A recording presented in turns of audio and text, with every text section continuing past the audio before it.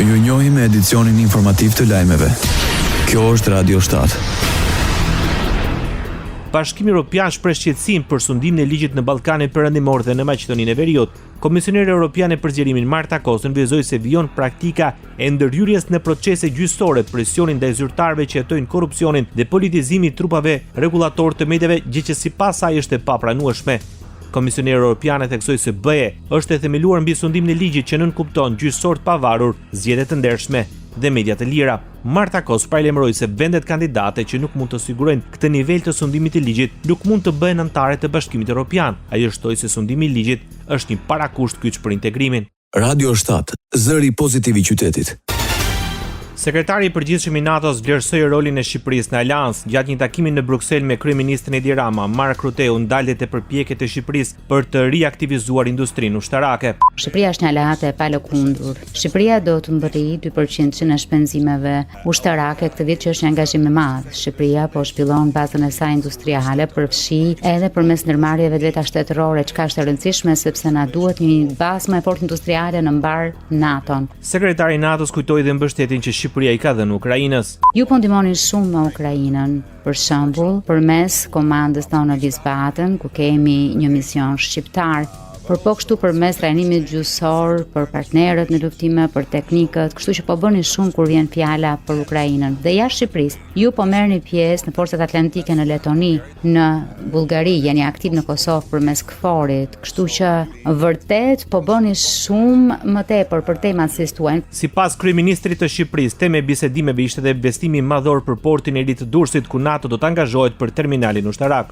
Rinisim rilindjen e industrisë son, jemi shumë të prirur të diskutojmë me ju punën e mëtejshme që duhet bërë për të mundur portin e ri ushtarak në Shqipëri, në Porto Romano.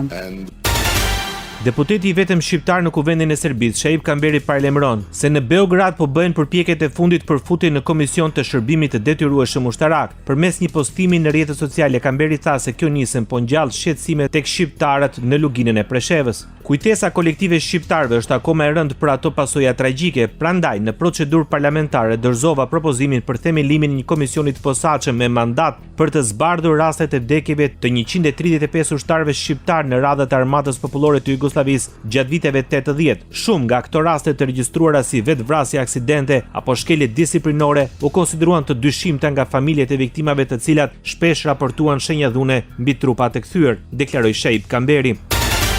SBA dërgon pakot e para me ndihmë armësh amerikane të administratës së presidentit Donald Trump. Washingtoni po e rinis dërgimin e armëve për Kievin, kësaj radhe sipas një pakti të ri financiar me aleatët, i kanë thënë agjencisë së lajmeve Reuters dy burime të afërta me këtë çështje. Ky është propozimi i parë i një mekanizmi të ri të zhvilluar nga SBA dhe aleatët për furnizimin e Ukrainës me armë nga rezervat amerikane, duke përdorur fonde nga shtetet e NATO-s, raporton agjencia Reuters. Në sekretari i mbrojtjes i SBA-s, Elbridge Colby, dërgoi dy dërgesa $500 milion sipas mekanizmit të ri, i cili quhet lista e kërkesave prioritare të Ukrainës, tan burimet. Bashkëpunimi i ri për të rir transatlantik, me të cilin synohet fuqizimi i mbrojtjes së Ukrainës me një vlerë prej $10 miliardë, përfshi sistemet e mbrojtjes ajrore për të cilat Ukraina ka urgjentisht nevojë.